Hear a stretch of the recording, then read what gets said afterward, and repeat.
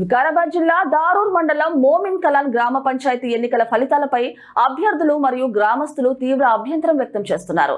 అధికారుల ఏకపక్ష నిర్ణయాల వల్ల తమకు అన్యాయం జరిగిందని ఆరోపిస్తూ వెంటనే రీకౌంటింగ్ నిర్వహించాలని కోరుతూ జిల్లా కలెక్టర్కు వినతి పత్రం అందజేశారు.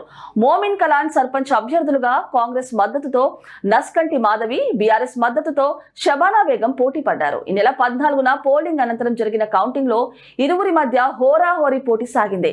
తొలుత షబానా బేగం గెలుపొందినట్టు వార్తలు రావడంతో ఆమె మద్దతుదారులు సంబరాలు చేసుకున్నారు.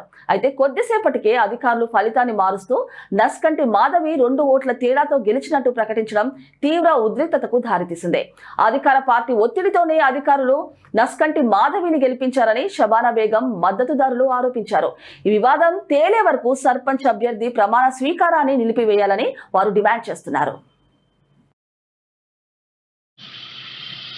పంచాయతీ ఎన్నికల్లో 2వ విడతలో మేము మా భార్య పోటీ చేయడం జరిగింది. అక్కడ మాకు 1400 చిల్లర ఓట్లు ఉంటాయి. మాకు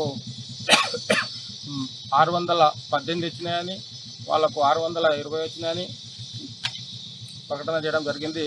మాకు తీవ్రమైన అన్యాయం జరిగింది అక్కడ. ఎందుకంటే మేము ఆ రోజు నేను ఏజెంట్గా పోవడం, మా భార్య తరఫున నేను ఏజెంట్గా పోవడం జరిగింది. అక్కడ ఎన్నికల అధికారి మాకు ఒకసారి ఓట్లు లెక్కింపు చేసి రౌండ్లు పెట్టమంటే రౌండ్లు పెట్టలేడు. 4 రౌండ్లు చేయమని నేను డిమాండ్ చేసినాను. 4 రౌండ్లు పెట్టలేడు. పెట్టకుండా ఏం చేసిండు, ఒకటేసారి అన్ని లెక్క పెట్టడం జరిగింది. అక్కడ లెక్క పెట్ట జరిగినప్పుడు నేను మళ్ళీ ఒకసారి నాకు డౌట్ చందనం వచ్చి ఇక్కడ బాక్స్లో చూస్తే మా బాక్స్లో ఎక్కువ ఓట్లు ఉన్నాయి, వాళ్ళకు తక్కువ ఉన్నాయి. వాళ్ళ పక్క క్యాండిడేట్ వాళ్ళు వెళ్ళిపోవడానికి ప్రయత్నం చేస్తే వాళ్ళ కూర్చునబెట్టి మాకు కూడా నేను ఒకసారి లెక్క పెట్టిరు. మళ్ళీ ఒకసారి లెక్క పెట్టండి సార్, రీకోర్టు చేయండి డిమాండ్ చేస్తామని నేను అడిగిన.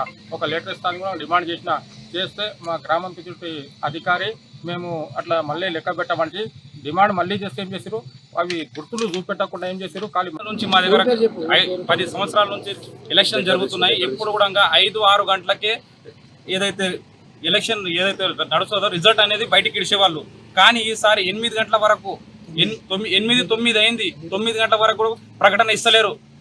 ఫస్ట్ ఏమో వీళ్ళందరూ ఏదైతే ఏజెంట్స్ కూర్చుంటారు కదా, ఏజెంట్స్లను కూర్చుంటే మా వాళ్ళని కూర్చుంటే ఏదైతే మా తరపున వేరే తరపు నుంచి వెళ్తే వాళ్ళని బయటికి దొబ్బేసారు.